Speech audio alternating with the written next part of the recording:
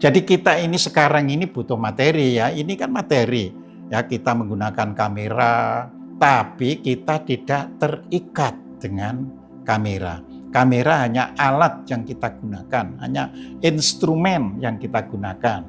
Jadi kita menyadari bahwa semua ini hanya alat. Jadi kita tidak terikat pada alat, tapi kita bisa menggunakan alat di dalam kehidupan kita ini. Langit dan bumi itu artinya semesta raya ini adalah miliknya. Nah, kalau kita sudah sampai pada pengakuan demikian, kita sendiri ini hidup di bumi. Milik siapa?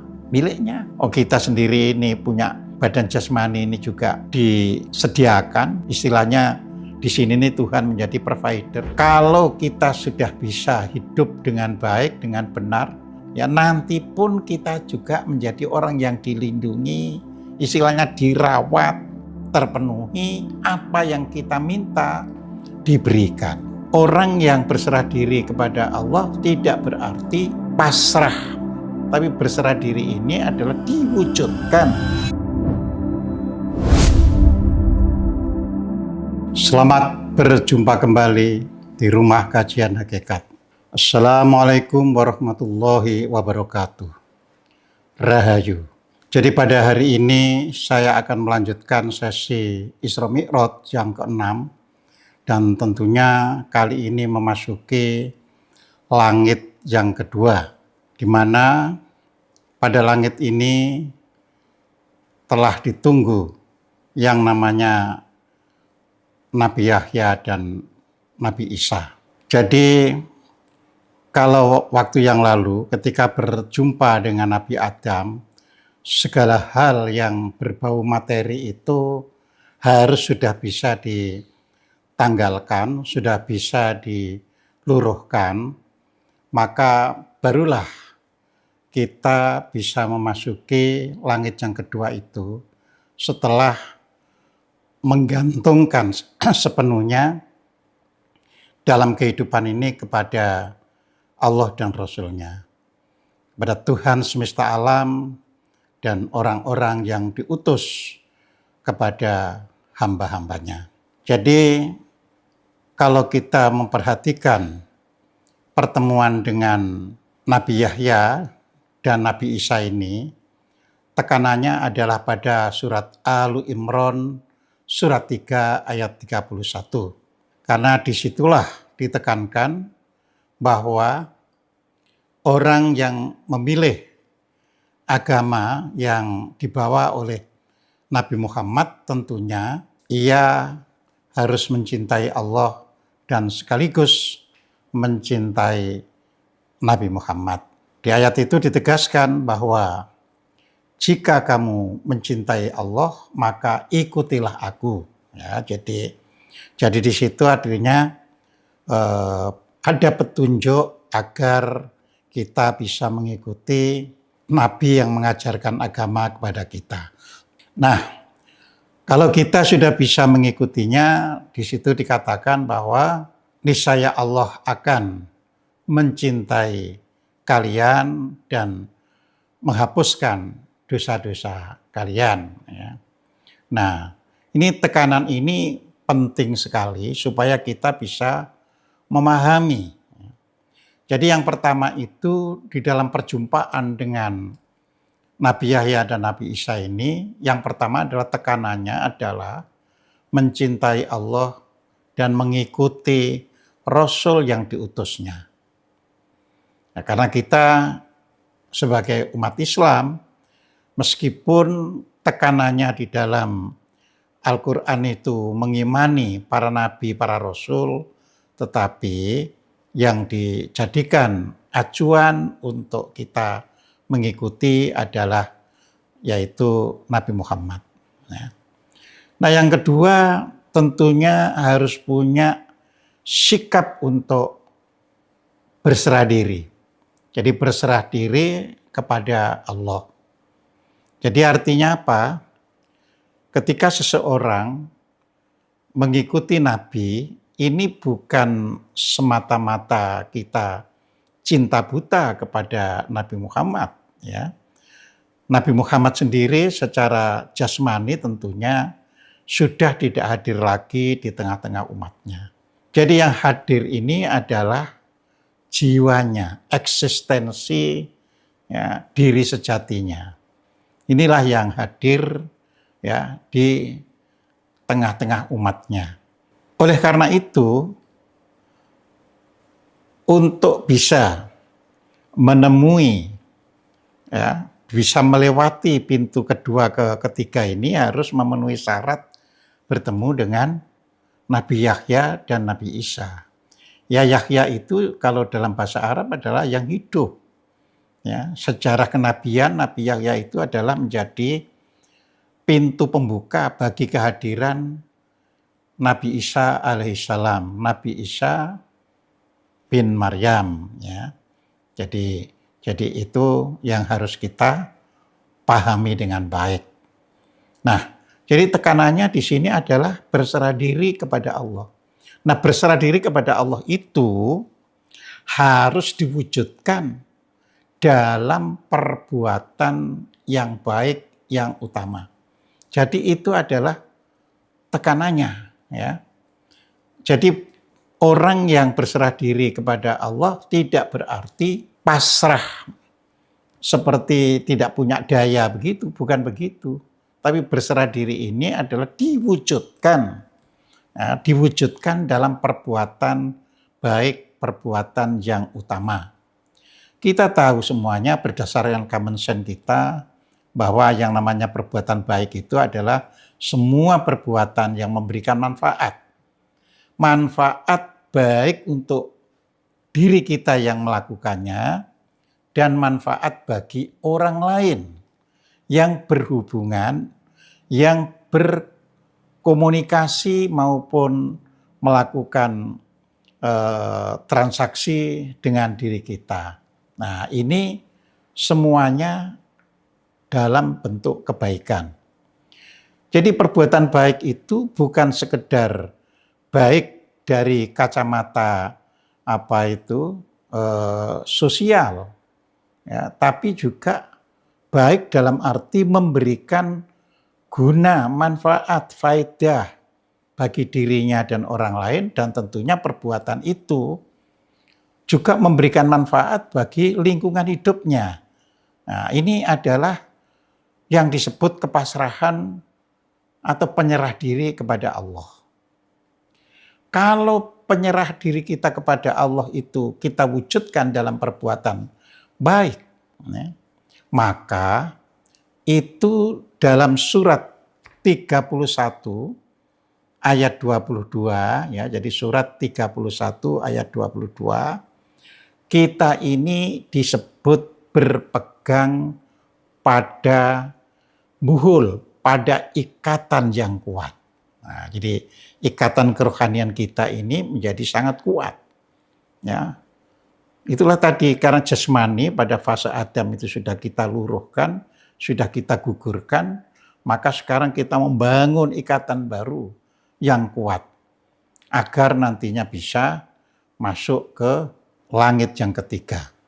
Kemudian berikutnya, ketika kita sudah menyadari bahwa, ya, berserah diri kepada Allah itu harus diwujudkan dengan perbuatan yang baik yang utama dalam kehidupan ini, maka ada pengakuan yang tulus, yang jujur, ya, di dalam diri kita ini, bahwa ternyata langit, bumi, dan seisinya itu kepunyaan Allah. Jadi milik Allah. Waktu yang lalu ada yang bertanya, loh, kalau langit itu adalah kesadaran, lalu bagaimana dengan bumi? Misalnya waladzi khalaqas samawati wal ard. Nah, disinilah saya sampaikan kembali bahwa di dalam bahasa Arab satu kata sebutan itu, ya, tidak semuanya punya makna yang sama di dalam Al-Quran. Nah, jadi itu yang harus kita ketahui. Jadi kalau disebut langit, ya, itu ya bisa segala sesuatu yang di atas kita. Itu langit. Ya. Langit itu sendiri, kata sama itu sendiri artinya tinggi. Nah, dimaknai kesadaran karena di situ ya, kata sama'a yaitu sin, mim, hamzah, itu hamzahnya diganti dengan ain, ya, menjadi sami'a, artinya mendengarkan. Nah, sesuatu yang kita dengarkan itu tentunya adalah sesuatu yang luhur, maka itulah disebut kesadaran. Langit itu juga bisa disebut sebagai ya kepala kita itu juga langit kalau dari sisi tubuh secara keseluruhan. Makanya orang kita pun menyebut yang di atas lidah itu juga dengan langit-langit. Jadi makna itu ya kita sesuaikan dengan konteksnya. Langit itu juga bisa bermakna ya, tatanan atau hukum, itu juga langit. Jadi nilai-nilai tatanan ya atau hukum yang berlaku itu juga langit. Jadi banyak sekali. Langit juga bisa bermakna bagi ya, yang disebut kalangan elite, itu juga langit. Jadi di sini kita harus bisa memahami secara luas. Bagaimana dengan kata ard? Ya bumi itu juga bisa bermakna bumi seperti yang kita diami ini. Ya bisa bermakna bumi. Bumi juga bisa bermakna badan kita ini. Ya kalau tadi saya katakan ini kepala itu yang di kepala itu ada langitnya, maka badan kita ini juga bisa berarti bumi. Ya. Bumi juga bisa berarti orang-orang umum, orang-orang kecil, ya sebagai lawan dari kalangan elite. Ya, itu juga bumi. Bumi juga bisa berarti material. Sedangkan kalau langit, kalau dilawankan dengan di situ adalah yang bersifat spiritual. Nah, jadi disinilah kita ini harus bisa memahami. Jadi ya tergantung kalimat yang diungkapkan di dalam Al-Quran itu. Ya. Nah, oleh karena kita ini membahas Isra Mi'raj, tentunya langit sebagai kesadaran lah yang kita pegang. Ya, sedangkan bumi sudah kita tinggalkan ketika kita menuju Adam. Oleh karena Adam itu di langit pertama, dan langit pertama itu berkaitan ya dengan bumi yang sangat dekat istilahnya, maka di langit pertama itulah kita gugurkan semua hal yang bersifat materi. Artinya kita menyadari sepenuhnya bahwa materi itu ya bakal lenyap, materi itu bakal tidak ada, ya, bersifat fana. Jadi seperti itu. Ya.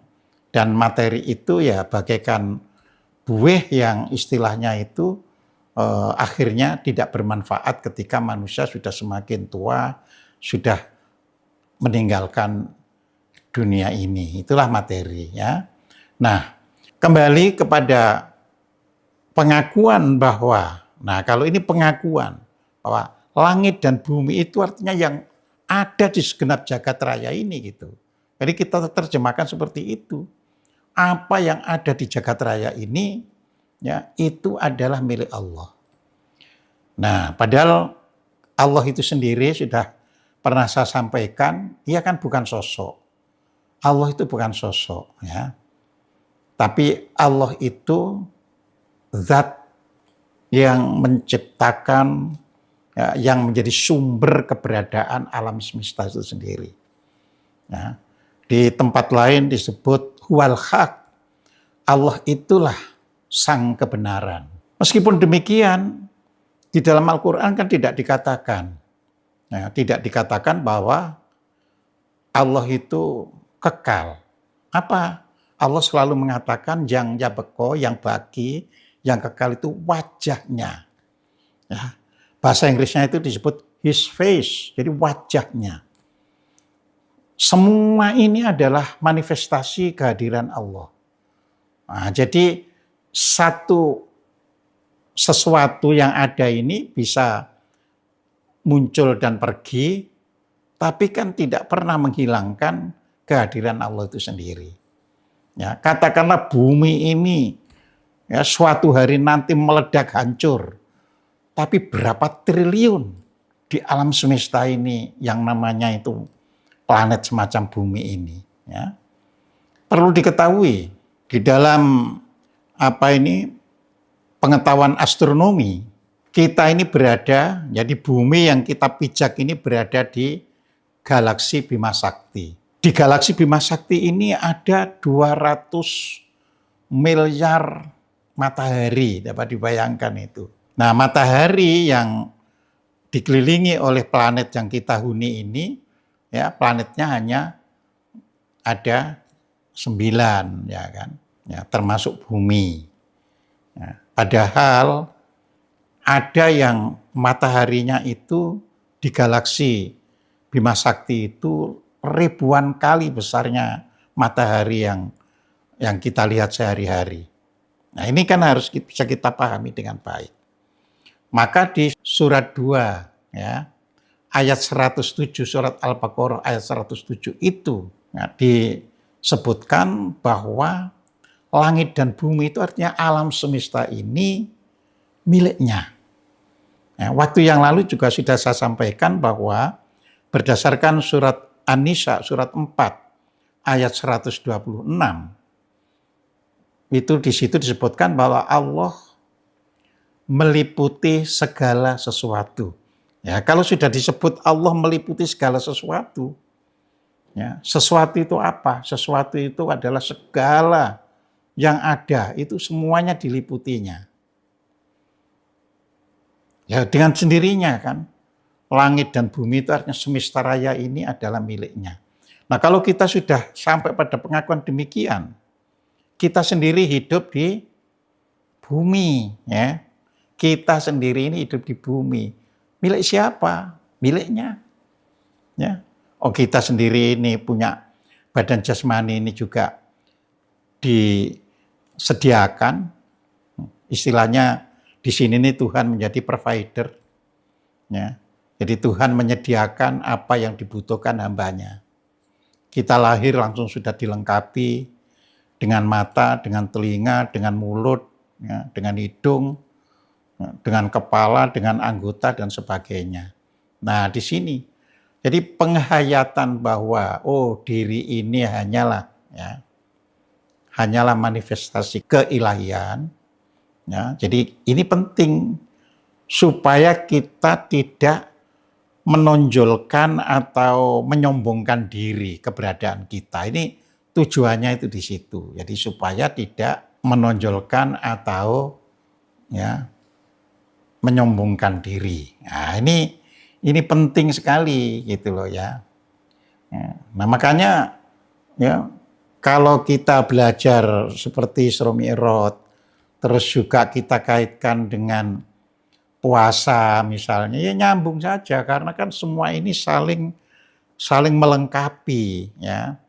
Ya seperti mengenai puasa ya saya jelaskan bahwa orang bisa gugur secara spiritual ya nilai puasanya kalau ya berbohong. Nah, tadi kan harus kita berbuat baik. Berarti berbuat baik itu selain yang berguna tapi tidak menjalankan yang negatif. Jadi berbohong, ya, menggunjing orang, artinya menjelek-jelekan orang, ya, mengadu domba. Ya. Ini semua kan perbuatan-perbuatan yang buruk. Jadi disinilah kita semua yang negatif sudah kita hilangkan karena tadi berdasarkan surat 31 ayat 22 kita ini berserah kepada Allah artinya berbuat kebaikan, berbuat keutamaan dalam hidup ini. Terus akhirnya kita sadari, ya karena semua ini ternyata milik Tuhan semesta alam. Jadi kalau hubungan kita tidak pernah terpisah dengan Tuhan, otomatis kita menjadi hidup dalam kebaikan. Nah yang keempat, kita harus menyadari bahwa di dalam hidup ini kita menerima hukum Allah yang dikenal juga sebagai hukum alam. Jadi nama hukum alam itu kan dari saintis, ya, Tapi kita bisa menyebut itu hukum Allah. Itu ditegaskan di dalam surat Al-Qamar, ya, surat 54 ayat 49. Ya, di situ dikatakan inna kullu syai'in khalaqnahu biqadar. Ya, jadi sesungguhnya tiap-tiap sesuatu kami ciptakan dengan qadar. Qadar itu artinya dengan satu kepastian, ya, dengan suatu perhitungan yang benar. Ya. Jadi di situ. Jadi tidak ngawur istilahnya gitu loh ya. Dengan ukuran ya. Jadi ternyata Tuhan itu menciptakan segala sesuatu itu berdasarkan ukuran. Jadi bukan sekedar kuasa terus diciptakan begitu, tidak. Nah, makanya kalau kita sudah sampai di langit 2 ini saja, kita bisa memahami ya. Kita bisa memahami makna kehadiran Nabi ketemu ya Nabi Yahya dan Nabi Isa, itu juga kita bisa implementasikan, kita bisa terapkan dalam kehidupan kita ini. Kita mulai belajar segala sesuatu itu, ternyata ada ya aturan, ada hukum yang sudah tetap. Ya. Yang inilah dulu telah ditinggalkan oleh umat Islam cukup lama, sehingga dalam perjalanannya ya umat Islam ini kalah dengan Barat. Karena Barat melakukan penelitian. Ya. Dari penelitian itulah pelan-pelan bisa muncul berhasil ya, yang namanya hasil teknologi modern semakin canggih. Yang dulu nggak bayangkan orang bisa melihat sesuatu dengan YouTube. Ya, hanya lewat televisi, pada akhirnya bisa lewat YouTube. Pada akhirnya kita juga bisa komunikasi lewat Zoom. Kita bisa komunikasi lewat TikTok. Ini karena semua dicipta Tuhan berdasarkan ukuran, ya, tidak ngawur. Jadi kita sekarang ini juga diberi kesempatan untuk selalu menghitung-hitung, untuk selalu melakukan perhitungan dan sebagainya ya. Jadi ini penting yang nomor 4 ini. Jadi kalau nomor 1 itu adalah ya mencintai Allah, itu juga mengikuti Rasulnya. Yang nomor 2 yaitu melakukan penyerahan diri kepada Allah, berarti berbuat kebajikan atau keutamaan ya. Karena kalau kita melakukan itu dalam perbuatan yang baik, yang utama, sama dengan kita telah berpegang, telah gandolan dengan kuat ya, pada suatu ikatan. Nah, yang ketiga, ya, kita menyadari sepenuhnya bahwa semua ini ya, hakikatnya adalah milik Yang Maha Esa, milik Tuhan Yang Maha Esa. Disebut apapun namanya, tapi Dia itu Esa. Jadi di situ. Nah, yang keempat, kita memahami bahwa ternyata alam semesta ini bekerja berjalan dengan hukumnya. Ya, semuanya berjalan berdasarkan ukuran. Itu yang dikatakan inna kullu syai'in khalaqnahu biqadar. Ya, surat 54 ayat 49. Nah, yang terakhir dalam perjumpaan kita dengan Nabi Isa itu, ya, kita harus bebas dari ikatan materi. Ya.